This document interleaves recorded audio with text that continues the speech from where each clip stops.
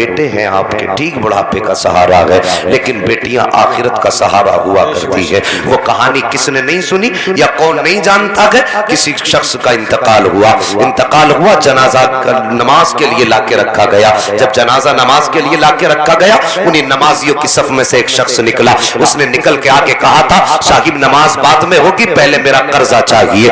جیسے اس نے اتنا کہا تھا، امام بھی مصلی سے پیچھے ہٹ گیا۔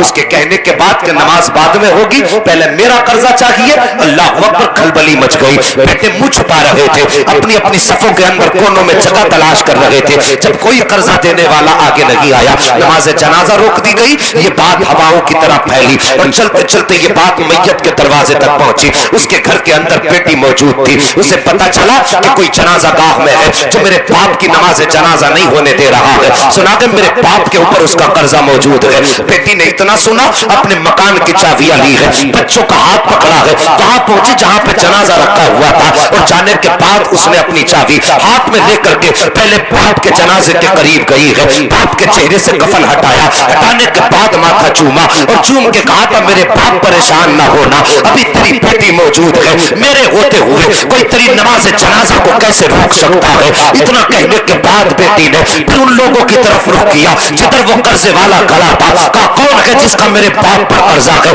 ایک شخص آگے بڑھا، اس نے کہا تیرے باپ پر میرا اتنا قرضہ ہے۔ اس بیٹی نے اپنی مکان کی چابی اٹھائی اور اس کی گود میں ڈال کے کہا لیکن میرا مکان بیچ دے اور اس سے جا کر کے اپنے قرضے کے پیسے لے لے، اگر پھر بھی تیرا قرضہ پورا نہ ہو تو آ جانا میرے دروازے پہ، میں اولاد بیچ دوں گی، تیرا قرضہ ادا کروں گی۔ اللہ اکبر، اتنا سننا تھا، اس کی چیخ نکل جاتی ہے، چابی واپس کر کے کہتا ہے بہن مجھ پہ کسی کا قرضہ نہیں، میرا قرضہ کسی پہ نہیں ہے، بلکہ یہ جو جنازہ پڑا ہے اس کا میرے اوپر قرضہ 3 لاکھ کا تھا، میں اس کا قرضہ واپس کرنے آیا تھا، لیکن میں سوچنے لگا اس کا صحیح وارث کون ہوگا، کس کو اس کا قرضہ دیا جائے۔ وہ کہتا کہ میں نے یہ سوچنے کے بعد میں نے یہ کام کیا۔ اس نے پھر بیٹی کو بلایا اور اس کا پیسہ بیٹی کی گود میں ڈالا اور ڈالنے کے بعد کہا تھا بیٹی معاف کر دینا، جنازے کی نماز اس لیے نہیں روکی گئی کہ تیرے باپ پہ میرا قرضہ تھا، بلکہ اس لیے روکی گئی ہے کہ تیرے باپ کا میرے اوپر قرضہ تھا۔